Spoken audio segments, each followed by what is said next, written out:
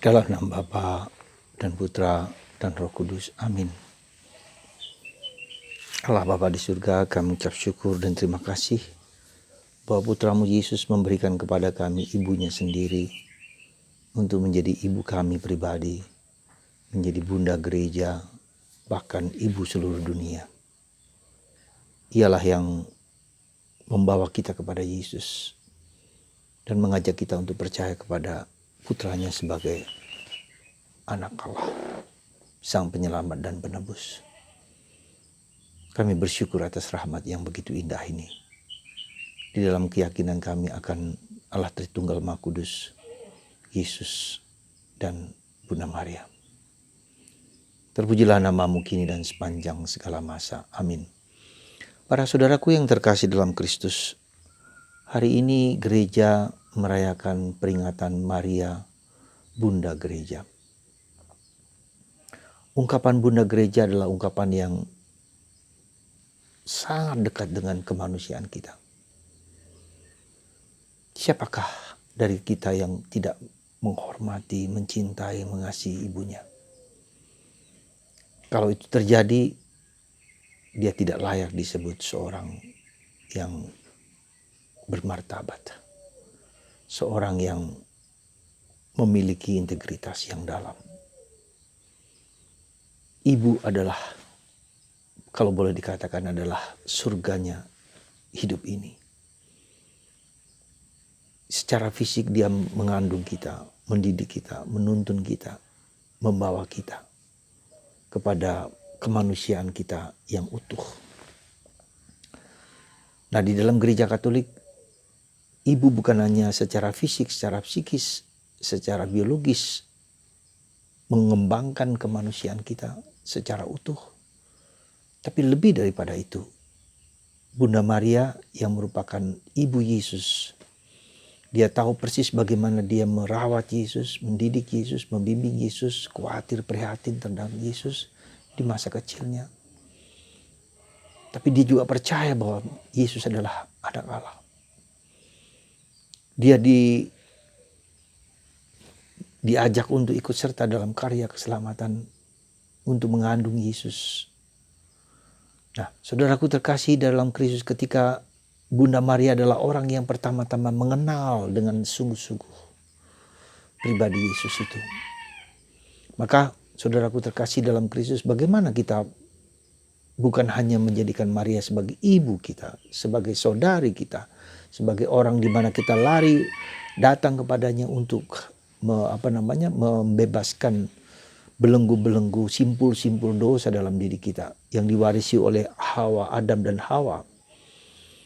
Dan itu sudah ada dalam diri kita yang seringkali membuat kita blunder, yang seringkali membuat kita kacau balau. Ya, Bunda Maria mengurai ya, simpul-simpul kekalutan dalam hidup kita. Itulah Bunda Maria. Dia menjadikan tidak hanya menjadi Eva, tapi menjadi Ave. Membantu menyadarkan kita akan keberdosaan kita yang dilakukan oleh Adam dan Hawa.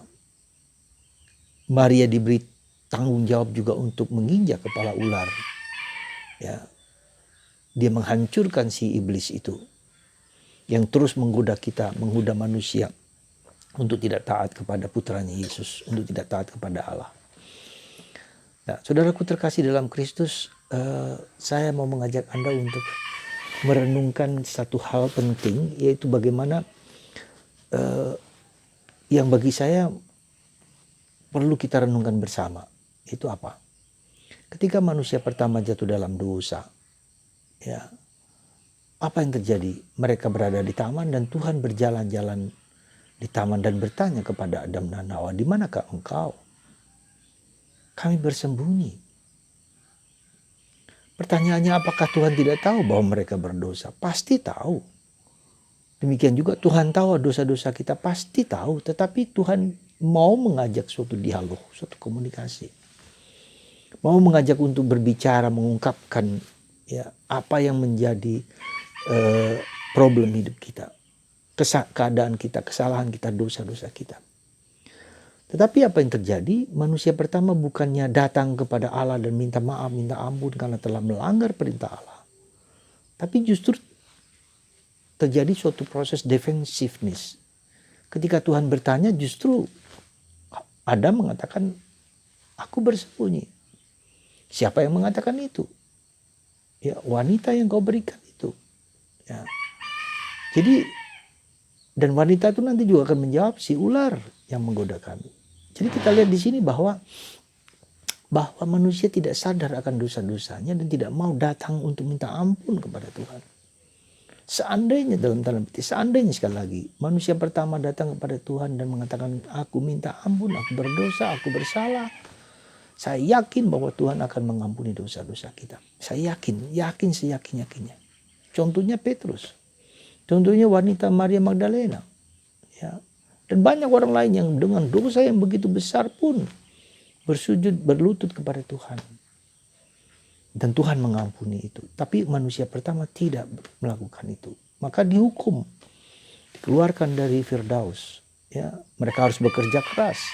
Bahkan anak mereka, Kain membunuh Habil. Ya, jadi kita lihat di sini, ketika orang berada dalam dosa, maka ada benih-benih, ada hambatan-hambatan orang itu untuk berbuat baik. Jadi ini perhatikan coba saudaraku. Jadi ada benih-benih orang itu untuk untuk melakukan dosa yang lebih besar daripada yang kita dilakukan sebelumnya. Dan yang terjadi kita lihat, anak Adam dan Hawa, Kain dan Habil, hanya karena persembahan Kain tidak diterima oleh Allah. Lalu dia iri hati, cemburu, marah, ya. Dosa-dosa yang lain dengan cabul, kekikir, serakah, malas, sombong, itu semua adalah benih-benih dosa yang menjadi kita jatuh dalam dosa lebih lanjut. Jadi saudaraku terkasih, kita bisa berdoa, kita bisa berdosa dan dapat berdosa sebesar apapun. Tetapi kalau kita mau sujud, mau tunduk di hadapan Tuhan atau di depan Bunda Maria dan mohon ampun, pasti sekali lagi Tuhan mau mengampuni dosa-dosa kita. Dan itulah yang terjadi, kita lihat bahwa kita mewarisi dosa manusia pertama. Dosa karena satu orang, maka dosa itu mengalir juga kepada kita. Ya. Tetapi diselamatkan oleh satu orang yang bernama Yesus Kristus, maka kita juga mengalir dosa-dosa kita, benih-benih dosa, hambatan-hambatan dosa dibuang oleh Yesus Kristus. Nah, maka kalau kita perhatikan, karena kita mendapatkan dosa asal itu mengalir dalam tubuh kita, dalam raga kita, dan itu yang terjadi. Nah, mengapa? Itulah sebabnya kenapa Bunda Maria dikandung tanpa dosa. Ya. Dikandung tanpa dosa, maka ketika Allah menawarkan kepada dia menjadi ibu Allah, menjadi ibu penyelamat, maka Bunda Maria dengan sepenuh hati menjawab, fiat voluntas tua, terjadilah padaku menurut perkataanmu. Jadi kecondongan Maria untuk hanya menjalankan kehendak Allah, itulah yang disebut puritas cordis, itulah yang disebut kemurnian hati Bunda Maria, menjalankan hanya kehendak Allah. Kita tidak, karena mewarisi dosa yang dilakukan oleh Adam dan Hawa. Kita mulai seringkali berdefensif, mempertahankan pendapat kita bahwa kita tetap baik, merasa tetap baik, tidak berdosa. Jadi ada banyak rasionalisasi dalam diri kita yang mau menutupi dosa kita. Jadi sikap seperti Bunda Maria itu tidak terjadi pada kita karena ada dosa asal. Nah, disinilah saudaraku terkasih, betapa pentingnya bahwa Bunda Maria dikandung tanpa dosa, Immaculata Conception, dikandung tanpa dosa karena dia hanya menjalankan kehendak Allah. Dan ketika kita mau menjalankan kehendak Allah, kita juga memutuskan untuk menjalankan kehendak Allah itu begitu berat bagi kita. Ya, ada banyak pertimbangan, ada banyak rasionalisasi, ada banyak macam-macam. Ya. Nah, disitulah kita lihat betapa Tuhan mau mendamaikan kita, menyelamatkan kita dengan menghancurkan dosa, kuasa dosa, supaya kita bisa mempersembahkan diri kita, memberikan diri kita sepenuhnya. Dan itulah peranan Bunda Maria. Ya, Bunda Maria mengajak kita, membawa kita untuk setia kepada Yesus. Dan dia membantu kita untuk melindungi kita, menjaga kita, memelihara kita seperti seorang ibu. Dia mengingatkan kita akan dosa-dosa kita secara umum. Penampakan Bunda Maria di Fatima, berdoalah, bertobatlah, berdoalah rosarius. Karena iblis menggoda kita.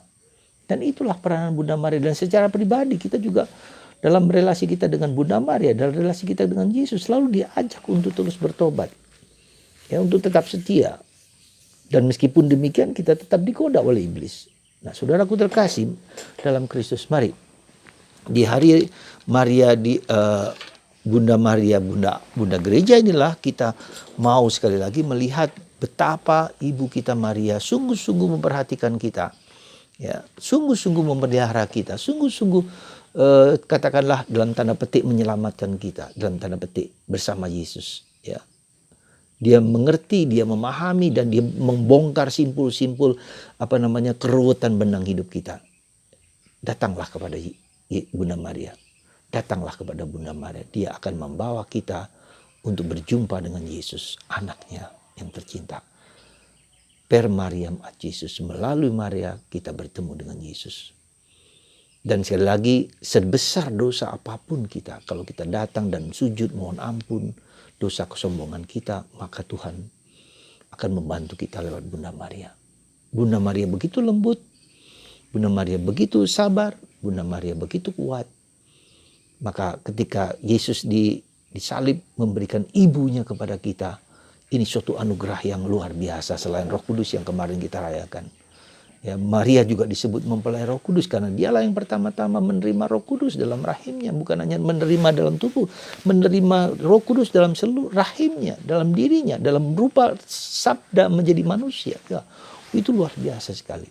Maka jalan kita, jalan menuju Yesus lewat Maria. Jalan kita adalah jalan Maria. Anda dan saya adalah Maria-Maria yang lain. Semoga kita semua dikuatkan, diteguhkan untuk tetap berjalan di jalan Maria. Puji Tuhan, syukur pada Allah.